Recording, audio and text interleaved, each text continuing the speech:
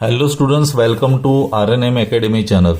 Students, આના પહેલાંના વિડીયોમાં વિધેય વિશેની આપણે વ્યાખ્યા જોઈ, વિધેય વિશે સમજ્યા. વિધેય એક પ્રકારનો સંબંધ છે, પણ એ સંબંધ કેવો છે કે કોઈ ચોક્કસ કન્ડિશનને એ માન્ય રાખે અથવા એ શરતોનું પાલન કરે તો જ એ સંબંધને આપણે વિધેય કહીએ છીએ.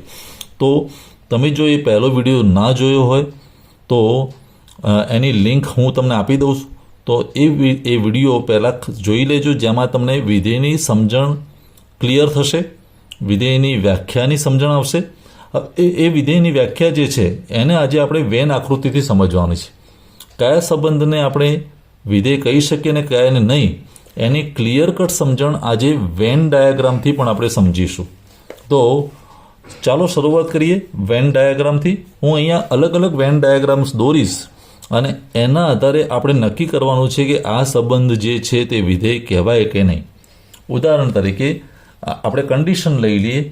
કન્ડિશન પહેલાંના વિડીયોમાંથી તે જ લઈએ કે આપણી પાસે એક ગણ છે એ ઇઝ ઇક્વલ ટુ 1, 2 અને 3, આ 3 સભ્યો છે, અને બીજો એક ગણ છે બી, એના સભ્યો પણ 2 છે, એક છે 4 અને બીજો છે 5.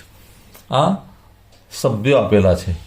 હવે પહેલી કન્ડિશન, હું પહેલા પ્રકારનો કેસ લઉં છું કે જેમાં એક વેન ડાયાગ્રામ છે જેમાં આપણી પાસે ગણ છે એ અને એના 3 સભ્યો છે, 1 પછી 2 અને 3.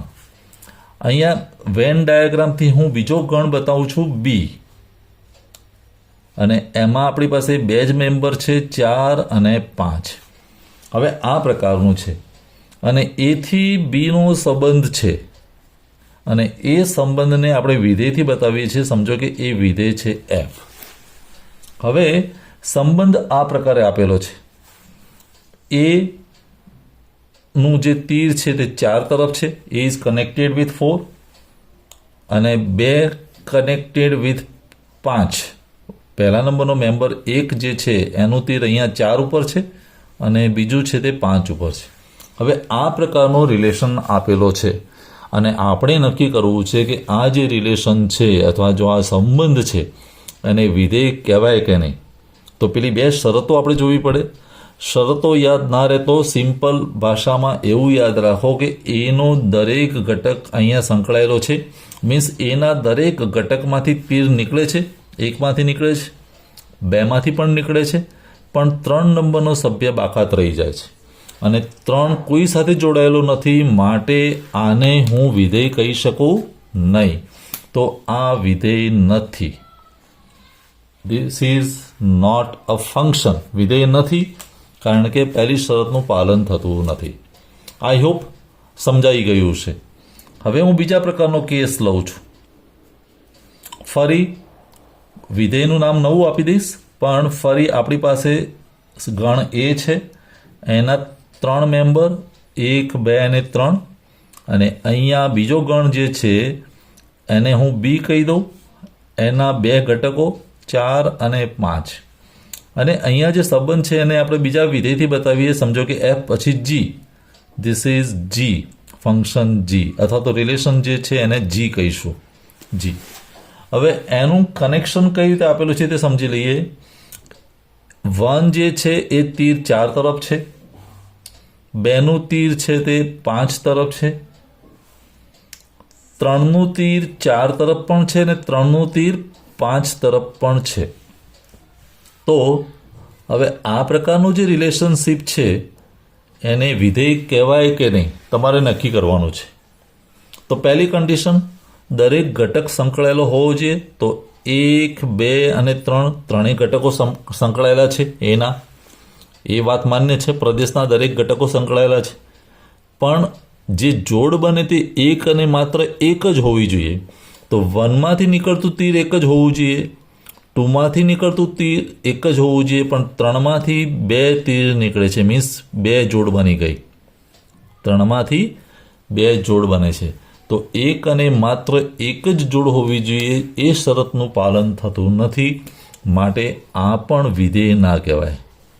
કારણ કે 3માંથી એક અને માત્ર એક જોડ બનતી નથી, 2 જોડ બને છે, 3, 4 અને 3, 5. અને એટલે બીજા નંબરનો જે કેસ મેં લીધો એ પણ વિધેય કહેવાય નહીં. હવે હું ત્રીજા પ્રકારનો કેસ લઉં છું. ફરી આપણી પાસે 3 મેમ્બર ગણ એના 1, 2 અને 3 અને અહીંયા ગણ બીના આપણી પાસે 2 મેમ્બર 4 અને 5 અને એ જે રિલેશનશિપ છે એને આપણે કોઈ નામ આપી દઈએ FG. પછી સમજો કે આ રિલેશનને આપણે H કહીશું. અને કેવી રીતે સંકળાયેલા છે? 1 4 તરફ, 2 જે છે 2નું તીર એ પણ 4 તરફ અને 3નું તીર જે છે તે 5 તરફ. 3નું તીર 5 તરફ. હવે આ પ્રકારનું જે છે એને વિધેય કહેવાય કે નહીં એ નક્કી કરી દઈએ. તો તમે જોઈ શકો છો એના દરેક સભ્ય સંકળાયેલા છે. મીન્સ એમાંથી જે 3 મેમ્બર છે દરેકમાંથી તીર નીકળે છે, એરો નીકળે છે. પહેલી કન્ડિશનનું પાલન થયું.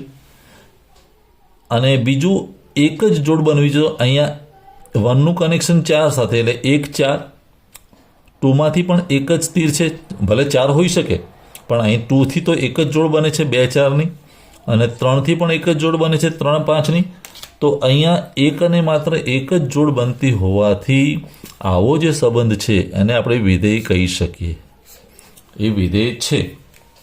અને છેલ્લો એક અલગ કેસ પણ લઈ લઈએ 4 નંબરનો, જ્યાં ફરી આપણી પાસે એના સભ્યો છે ગણ A 1 2 અને 3 અને અહીંયા ગણ B.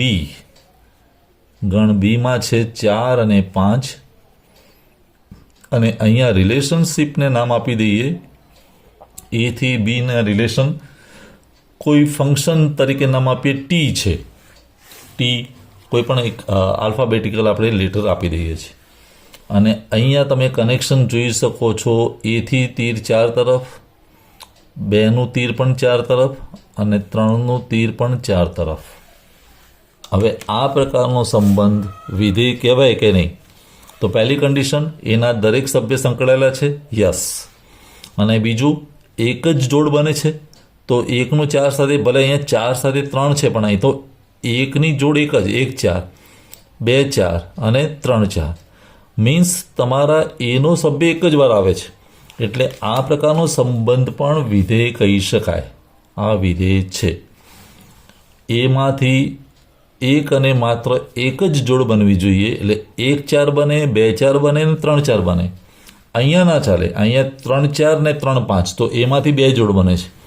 એમાંથી ફક્ત અને ફક્ત એક જ જોડ બનવી જોઈએ અને સાથે સાથે એનો કોઈ મેમ્બર બાકી ના રહેવો જોઈએ. જો આવી કન્ડિશન થાય તો જ વિધેય કહી શકાય.